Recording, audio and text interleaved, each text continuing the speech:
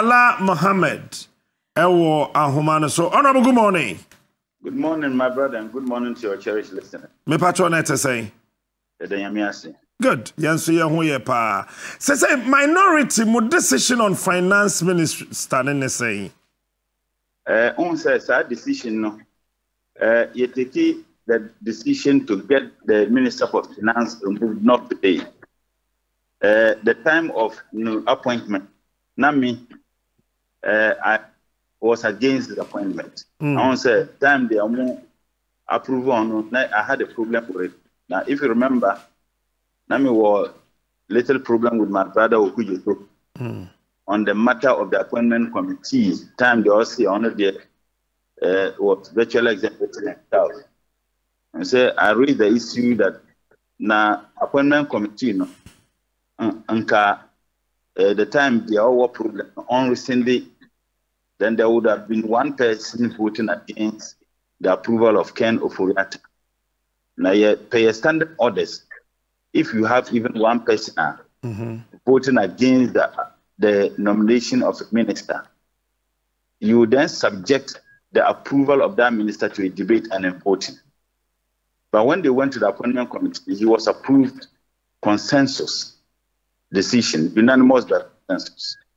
Meaning that you can no longer debate and vote on his approval on the floor. He will just have to be approved.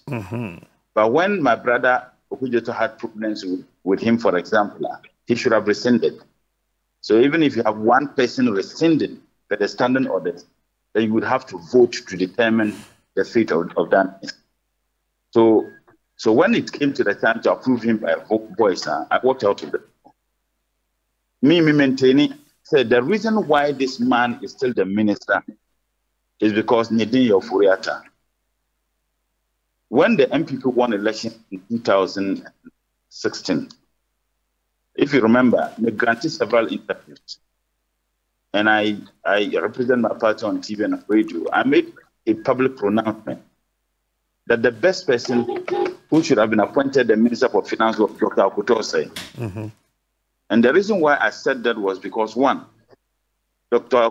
Akutose had been a Deputy Minister for Finance, had been a Minister of Finance, State at the Minister of Finance, and I had been the ranking member on the Finance Committee for 8 years.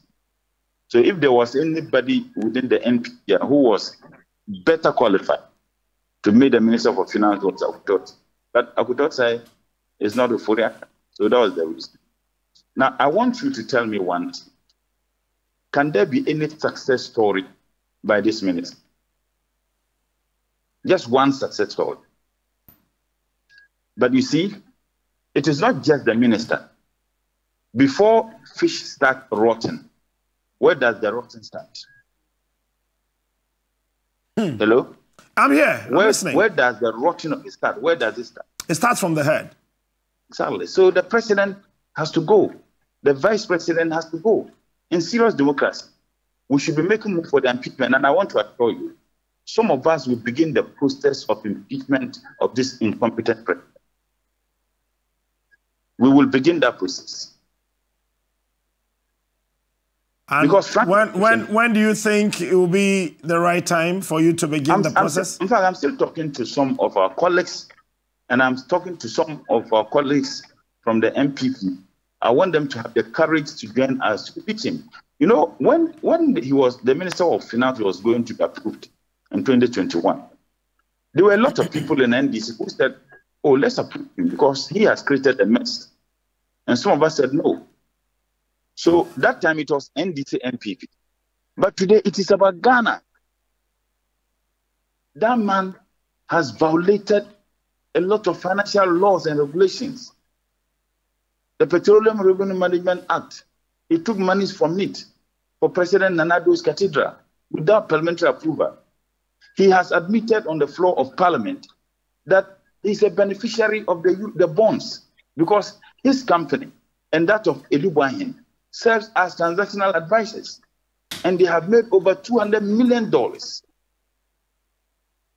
So why is the president adamant in sacking him? The only way and the only reason is perhaps His presence there is protecting the loot of this president and this government and some of his appointees.